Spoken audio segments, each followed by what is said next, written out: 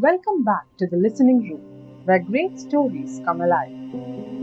There are places where stories seem to linger in the air, villages where every old bridge carries a legend, every lonely road has a tale attached to it, and every shadow, just for a moment, makes you wonder whether someone or something is watching. Tonight we travel to one such place, a quiet Dutch settlement nestled beside the Hudson River. A place where autumn mists draft through ancient trees, where superstitions are treated almost as seriously as facts, and where, if the old stories are to be believed, a headless horseman still rides after dark. Whether he is ghost, legend, or merely the invention of frightened minds, I leave for you to decide. This is The Legend of Sleepy Hollow by Washington Irving. There is a little valley, or rather lap of land, among the high hills of New York, one of the quietest places in the whole world. A small brook glides through it with just enough murmur to lull one to repose, and the occasional whistle of a quail or tapping of a woodpecker is almost the only sound that ever breaks the uniform tranquility. The place has long been known by the name of Sleepy Hollow. Its inhabitants, though cheerful enough in ordinary matters, possess an extraordinary tendency towards superstition. Indeed, there seems to hang over the land a dreamy influence, as though the very atmosphere were enchanted. Old wives tell endless tales of omens and apparitions. Children grow up hearing ghost stories before they learn their letters. Even sensible farmers, after sunset, prefer not to linger upon lonely roads. The favorite spirit of these parts, and the one most frequently encountered in every fireside conversation, is the apparition of the Headless Horseman. Some insist he is the ghost of a Hessian soldier, whose head was carried away by a cannonball during the Revolutionary War. Others claim he rides in search of the missing head, returning each night before dawn to the churchyard where his remains are buried. Whatever the truth, few people willingly travel the road beside the old church after dark. It was to this curious valley, so rich in peaceful scenery and restless imagination, that there came some years ago a schoolmaster by the name of Ichabod Crane. Ichabod Crane was tall, remarkably tall. His arms dangled from his sleeves like the limbs of a scarecrow. His long legs seemed scarcely equal to the task of supporting him. His narrow shoulders, elongated neck, and small head gave him an appearance so singular that one might almost imagine him assembled from spare parts. Yet there was nothing weak about Ichabod. He possessed an enormous appetite, not merely for food, though in that respect he excelled, but for stories, music, learning, and opportunity. He served as the village schoolmaster, a profession held in respectable esteem among the Dutch families of Sleepy Hollow. His discipline, though firm, was never cruel. Experience had taught him that smaller boys required little punishment, while larger ones often required none at all. Accordingly, he distributed correction with admirable wisdom. Outside the classroom, Ichabod became an indispensable member of village society. He sang songs in the church choir, read difficult letters for elderly farmers, comforted anxious mothers, entertained children with marvelous tales, and never refused an invitation to supper, especially when the supper promised roasted chicken, fresh pies, or excellent Dutch donuts. Indeed, no man appreciated country hospitality quite so thoroughly as Ichabod Crane. He wandered from farm to farm, carrying little more than a few books, a tuning fork, and an inexhaustible appetite. Children greeted him eagerly, dogs less enthusiastically. More than once he found himself retreating from an angry farmyard pursued by geese, turkeys, or particularly determined watchdogs. Yet nothing discouraged him, for every generous farmhouse possessed another attraction besides good food, its stories. After supper, when the family gathered around the fire, Ichabod listened with shining eyes while elderly grandmothers recalled every ghost, witch, and haunted lane in the countryside. No tale delighted him more than that of the Headless Horseman. He absorbed each new version with perfect seriousness, adding every detail carefully to his growing collection. Little did he suspect that one evening he might contribute a story of his own. The village of Sleepy Hollow possessed many attractions. Its fertile farms, its peaceful lanes, its excellent cooking, its endless supply of ghost stories. But among them all, there was one attraction that surpassed every other. Her name was Katrina Van Tassel. She was the only daughter of Baltus Van Tassel, one of the wealthiest farmers in the entire countryside. His estate spread across broad, fertile acres where orchards bent beneath the weight of apples, cornfields shimmered in the autumn sun, and sturdy barns overflowed with every sign of comfort and prosperity. To Ichabod Crane, who had spent much of his life moving from one modest lodging to another, the Van Tassel farm appeared nothing short of paradise. The first sight of the Van Tassel homestead was enough to fill him with pleasant dreams. The fields stretched endlessly beneath golden sunlight. Pumpkins lay scattered across the ground like polished orange lanterns. Geese wandered freely between stone fences. Smoke curled lazily from broad chimneys. Every window suggested warmth. Every doorway suggested hospitality. And beyond it all stood the great farmhouse itself, solid, comfortable, prosperous. To most visitors, it represented the rewards of hard work. To Ichabod Crane, it looked remarkably like the opening chapter of married life. Katrina herself seemed perfectly suited to the abundance surrounding her. She was lively without being frivolous, graceful without appearing vain, and possessed a cheerful confidence that naturally drew attention wherever she went. She dressed simply yet always beautifully. A broad straw hat shaded her face during summer walks.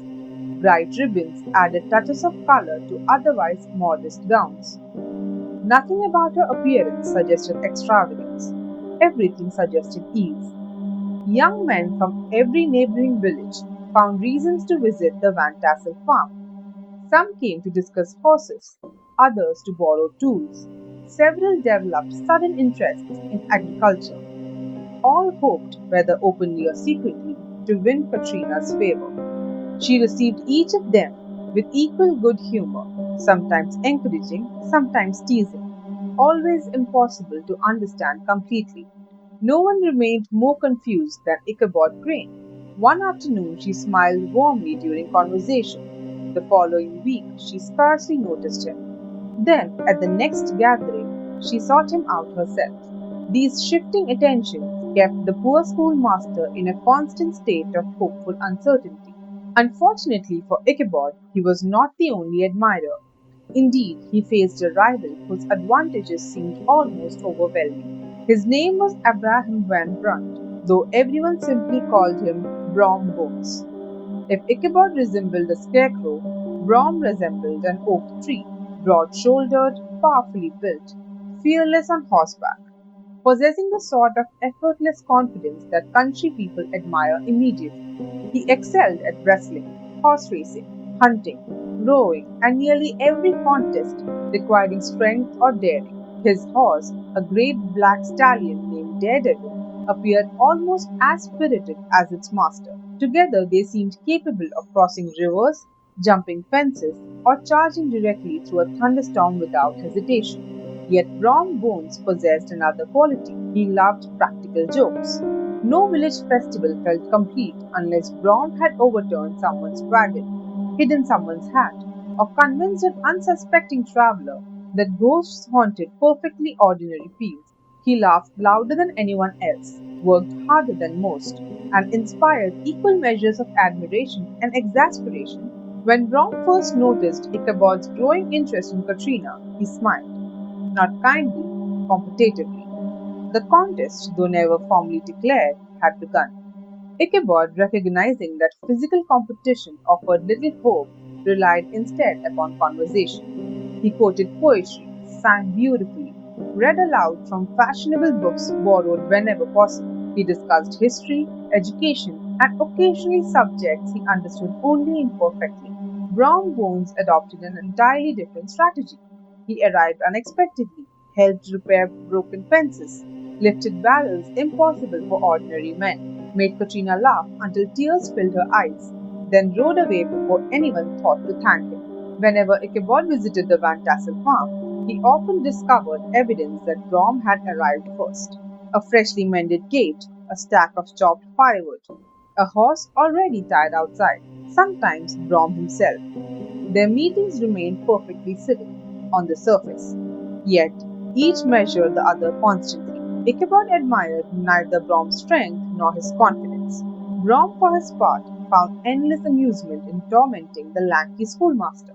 He encouraged stray dogs to chase him, rearranged the schoolhouse furniture. Once, according to village tradition, he even taught an old horse to whinny loudly whenever Ichabod attempted to sing. The schoolmaster accepted these humiliations with admirable patience. After all, he reminded himself, victory would belong not to the strongest man, but to the one Katrina eventually chose.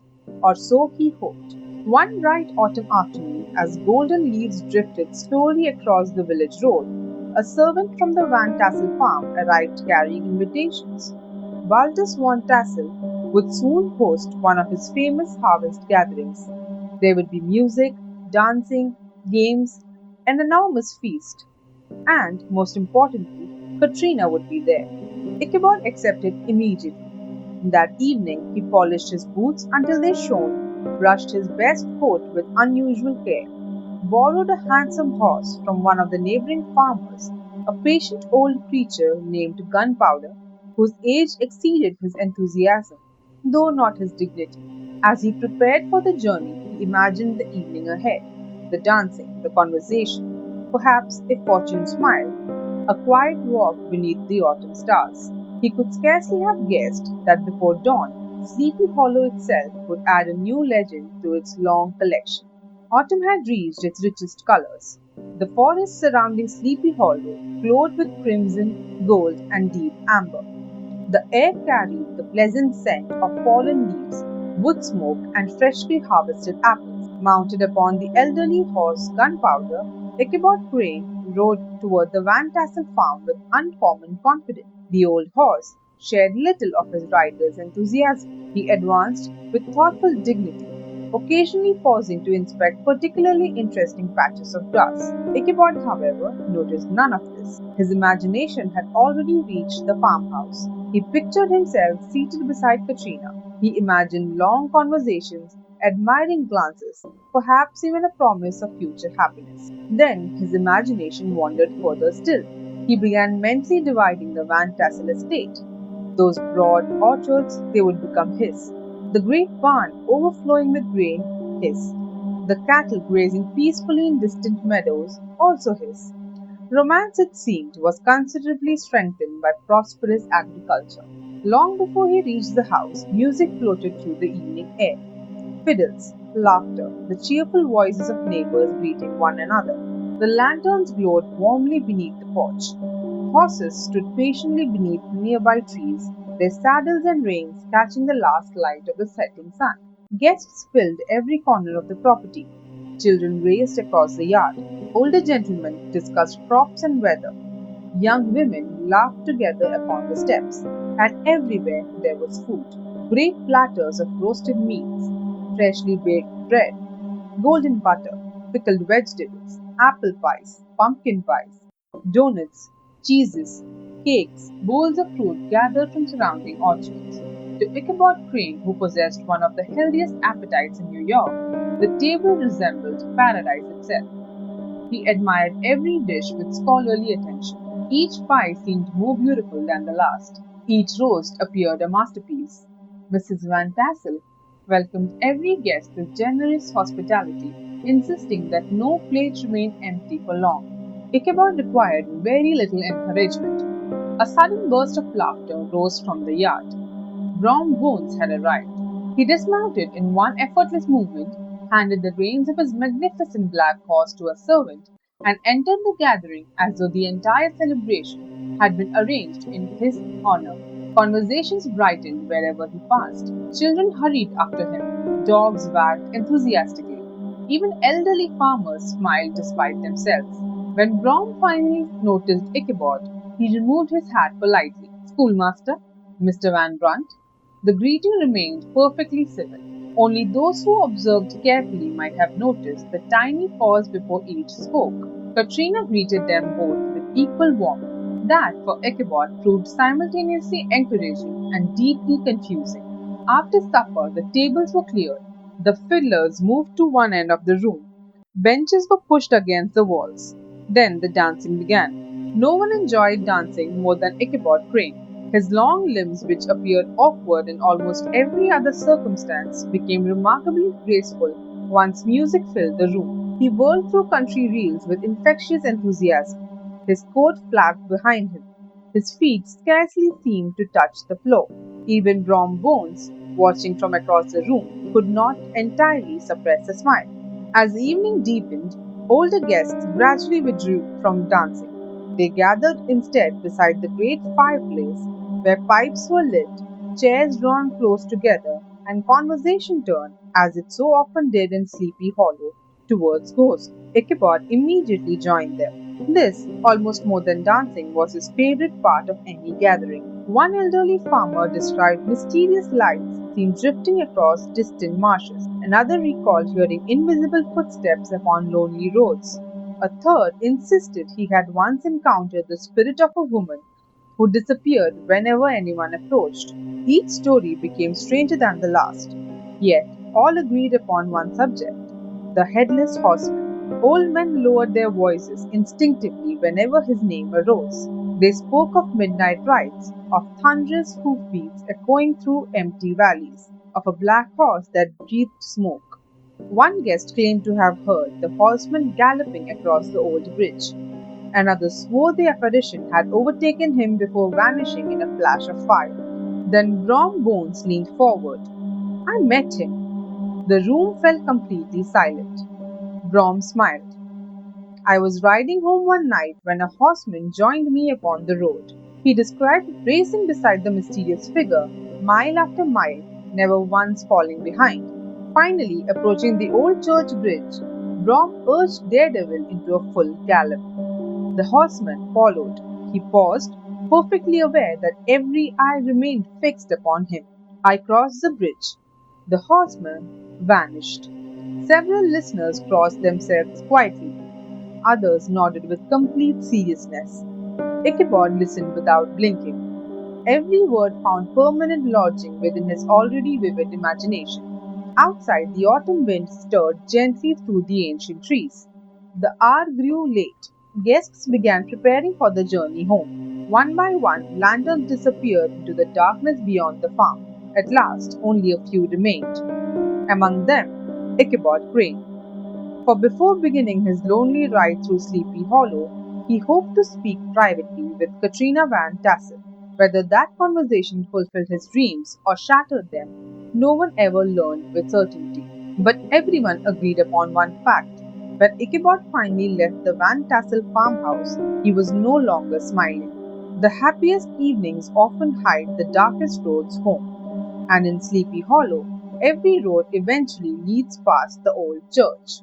The merriment of the Van Tassel farmhouse faded quietly behind him. Soon only the faintest glow of its window remained, like a warm memory disappearing into the autumn night. Whatever conversation had passed between Ichabod Crane and Katrina Van Tassel after the dancing had ended, it had not gone as he had hoped. He had entered the house imagining a future. He left it carrying disappointment. Perhaps she rejected him kindly. Perhaps she laughed. Perhaps she had already chosen another. Whatever the truth, the schoolmaster emerged thoughtful, silent, and considerably less cheerful than he had arrived. Gunpowder seemed to sense his rider's mood. The old horse walked steadily, without requiring encouragement. His slow hoofbeats echoed softly along the lonely road. The moon had disappeared behind drifting clouds. Mist gathered about the fields. The familiar countryside, so welcoming in daylight, had become uncertain. Every tree resembled a waiting figure. Every shadow suggested movement. Ichabod attempted to occupy his thoughts with practical matters. He mentally reviewed tomorrow's lessons. He counted fences. He identified familiar farms. But another set of thoughts refused to leave him. The stories, the old church, the Hessian soldier, the headless horseman. Every tale he had ever collected returned now with remarkable clarity.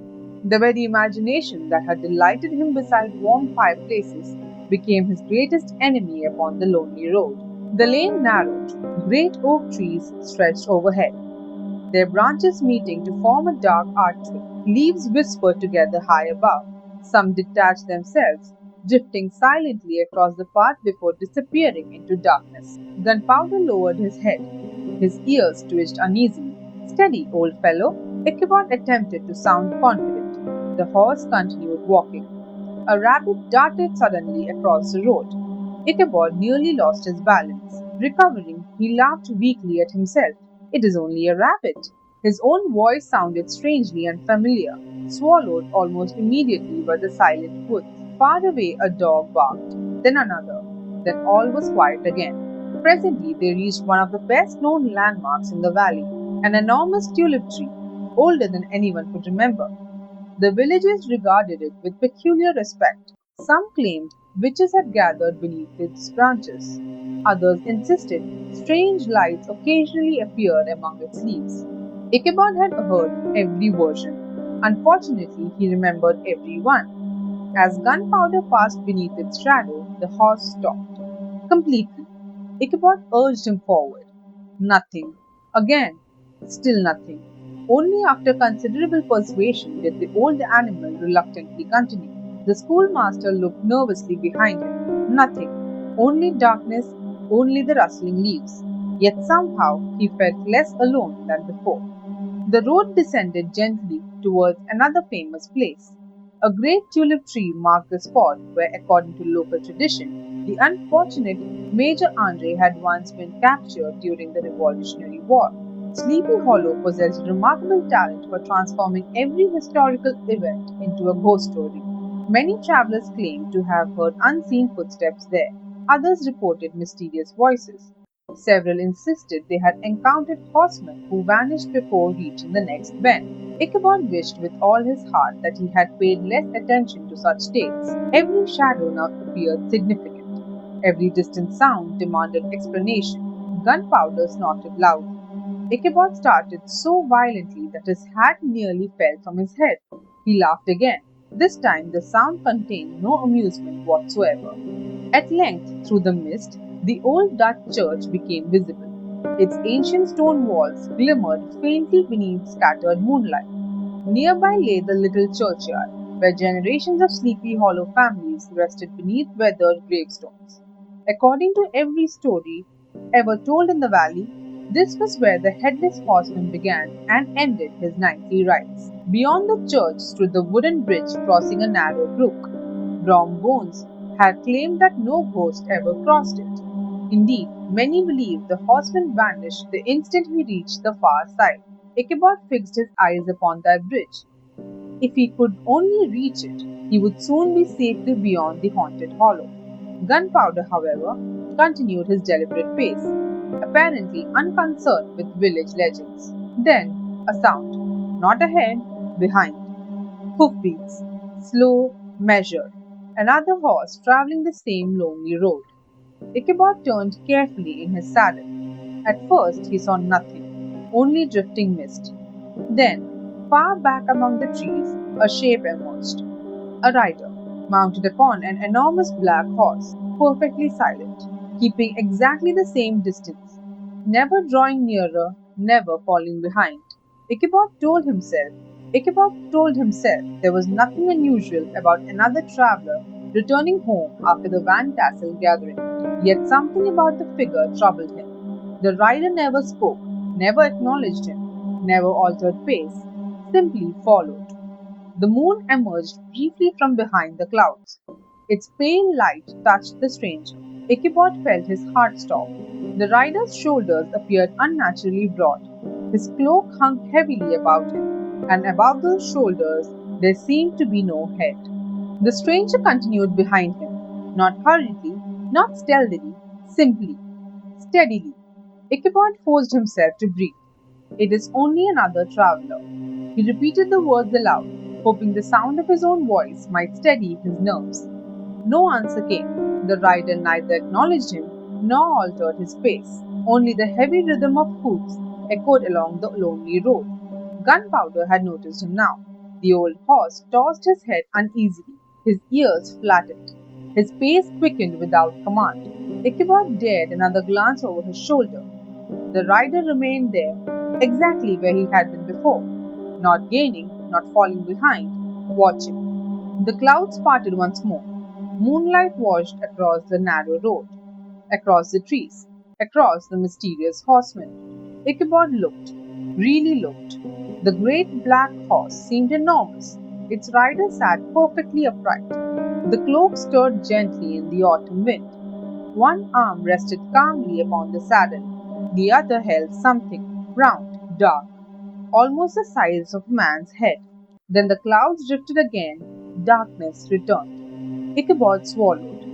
His imagination immediately supplied an explanation. A saddlebag, of course, nothing more. Yet another thought quietly answered. Or perhaps, no, he refused to finish it. Gunpowder suddenly broke into a trot. The rider behind matched the pace instantly. Ichabod urged the old horse faster. Again the stranger followed, not rushing, not straining, simply remaining beside him as effortlessly as a shadow. The schoolmaster's heart pounded so loudly he scarcely heard the hoofbeats anymore. His mind raced through every story ever told beside every fireplace in Sleepy Hollow. The Hessian soldier, the missing head, the nightly ride, the old bridge. The bridge, if only he could reach it. Every child in the valley knew the legend. The horseman disappeared once he crossed the bridge beside the church. Safety lay only a few hundred yards ahead. Ichabod struck Gunpowder firmly with his heels. The old horse, startled into unexpected energy, sprang forward. The road twisted sharply through the trees. Branches whipped across Ichabod's face. Dry leaves exploded beneath pounding hoofs. Behind him, the thunder of another horse. Closer now, much closer. He dared one final glance. The rider had drawn alongside. For one impossible instant, they rode together beneath the ancient trees. The moon broke through the clouds again. Ichabod saw the figure clearly. There was no head, only darkness above the broad shoulders. The object carried beneath one arm was a head, a human head, its pale face turned towards him. Ichabod gave a cry that echoed across the valley. Gunpowder leaped forward with every remaining ounce of strength. The horsemen followed. The church appeared ahead. Its weathered stones gleamed faintly in the moonlight. Beyond it, the bridge. Only a few more strides. Gunpowder stumbled, recovered, pressed onward. The brook rushed beneath the wooden planks. They crossed. Hoofs hammered across old timber. At last, the far side. Ichabod pulled sharply upon the reins. He turned. According to every story, the horseman should vanish. Instead, the great black horse stopped upon the opposite bank. The rider remained perfectly still. For one long, terrible moment, neither moved. Then, slowly, the horseman rose within his stirrups. He lifted the object from beneath his arm. His head. No, not his own, the severed head he carried. He drew back one powerful arm, like a soldier preparing to throw a cannonball, and hurled it directly at Ichabod Crane. The object flew through the darkness, struck him squarely upon the head. Everything vanished. Darkness, silence, nothing more. Sunlight returned quietly to Sleepy Hollow. Farmers traveled familiar roads. Children walked toward the schoolhouse. Life resumed exactly as before. Except Ichabod Crane did not appear. Gunpowder wandered home alone. His saddle remained in place. The bridle hung loosely from his neck. Search parties followed the road toward the old bridge. There, beside the brook, they found several curious things: Ichabod's hat, broken branches, fresh hoofprints, and lying quietly among the autumn leaves, a shattered pumpkin. For several days, Sleepy Hollow spoke of little else. The disappearance of Ichabod Crane became the single subject of conversation In every farmhouse, every tavern, every churchyard, and every village gathering, searches continued. Neighbors walked the surrounding woods. Farmers questioned travelers. Children explored every nearby field with great enthusiasm, hoping to discover some new clue. None was ever found. Only the hat, the broken pumpkin, and the memory of frightened hoofbeats echoing through the autumn night. As with all good stories, answers soon gave way to rumors. Some insisted the Headless Horseman had finally claimed another victim. Others believed poor Ichabod had been carried away, never to return from the haunted valley. Old women nodded knowingly. Children repeated the tale with widening eyes. Travelers avoided the church bridge after sunset, and every telling added some new detail. Soon, people claimed they had heard Ichabod's cries carried upon the wind. Others reported seeing two riders where once there had been only one. The legend, already ancient, had grown. Years passed. One day, news arrived from far beyond Sleepy Hollow. A traveler claimed to have met a remarkably tall, remarkably thin man in another state. The gentleman had become a lawyer. Some said a magistrate. Others insisted he wrote for newspapers and spoke at public meetings. Whatever profession he had adopted, the description sounded suspiciously familiar. The traveler swore the man answered to the name Ichabod Crane. If true, then perhaps the schoolmaster had survived after all. Perhaps embarrassment, rather than terror, had persuaded him never to return. For imagine, if you will, arriving at school the following morning after proposing marriage, being rejected, and then fleeing the countryside pursued, or apparently pursued, by the most famous ghost in New York. One can hardly blame a man for seeking opportunities elsewhere. There remained, however, another curious circumstance. Not many months after Ichabod's disappearance, Brom Bones married Katrina Van Tassel. The wedding proved one of the happiest events the valley had seen in years. Music echoed across the fields. Neighbors gathered for miles around. The harvest was plentiful. The celebration lasted long into the night. Whenever anyone happened to mention Ichabod Crane, Brom smiled. A peculiar smile. Not mocking, not cruel, simply knowing. Brom Bones laughed so heartily that many listeners quietly formed conclusions of their own. After all, a pumpkin is remarkably similar in size to a human head, and Brom Bones possessed both excellent aim and an enthusiastic appreciation for practical jokes. The years continued their gentle passage. Children grew into parents. Parents became grandparents. Harvests came and went. Yet Sleepy Hollow remained much the same. The brook still murmured through the valley. The church still overlooked the old bridge. The great tulip tree continued spreading its branches above lonely roads. Visitors still arrived, and sooner or later every visitor heard exactly the same question: have you seen the horseman? Some laughed, others looked nervously towards the churchyard. A few chose different roads altogether after sunset, because legends possess curious strength. They survive not because everyone believes them, but because no one can quite prove them false. Some stories ask us to believe, others simply ask us to wonder. The legend of Sleepy Hollow has endured for more than 200 years because it never chooses between ghost story and practical joke. Was the Headless Horseman truly a restless spirit, riding each night in search of his missing head?